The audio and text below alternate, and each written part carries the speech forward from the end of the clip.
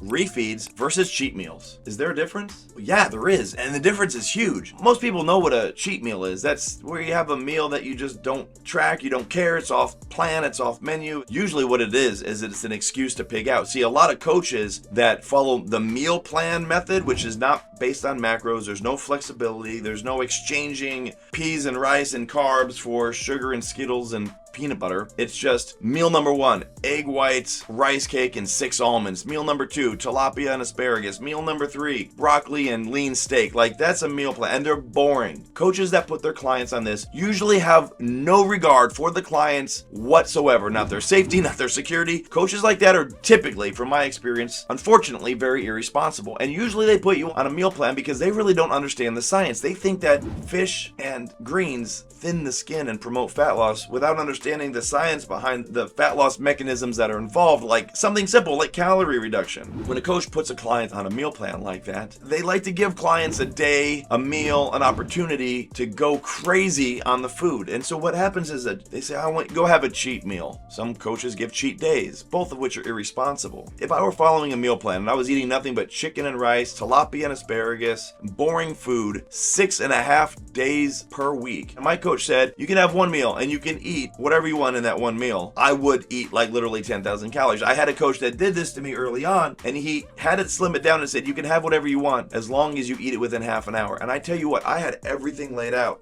and I was gorging. They create cravings. You're not getting the food that you want. You're not indulging. You're forced to eat stuff that you do not like, and you're eating usually less calories than you want to be eating or that your body needs, like way less. I'm not talking a deficit, but like way less. And so when it comes time to have that cheat meal, you actually are doing just like that. Think about cheating on your spouse. Same thing. You are cheating on your diet to that degree. Now, emotionally with another person, I get, not the same, but you're going hard. You are committing an offense that is truly offensible to your diet. And that's what makes IIFYM so sustainable, is you get to eat the food that you love and you never really feel like you're cheating because you get to work in the candy bars and the desserts if you decide to. If you like eating tilapia and egg whites, then please go ahead, but not required for fat loss one bit. So cheat meals, the coaches that prescribe them, oh, you want a cheat meal because it forces the body to burn fat. No, it forces the body through a tough point where maybe you get a surge in glycogen and fat and sodium and water, and now it's just, you start having bigger bowel movements and you start pushing some of the food through your belly. Water retention, subcutaneous water gets shifted around in exchange for intramuscular water. Things happen, and then the next day maybe you have a couple big bathroom breaks and you start moving in the right direction on the scale again. So coaches will tell you it's strategic when really there's no strategy involved. Strategy would be more like a refeed. A refeed is where the coach, like me or any good number of coaches, will tell you, okay, let's say your macros, for example, 50 fat, 100 protein, 200 carbs. Easy numbers. On your one refeed day, a day, not a meal, we're going to change those macros. Typically what most coaches will do, they'll mess with fats. They'll either keep them the same or they'll lower them 10, 15, 20, even 30%, depending on where they start. If you have 50 grams of fat, a coach shouldn't be lowering it by more than 15 grams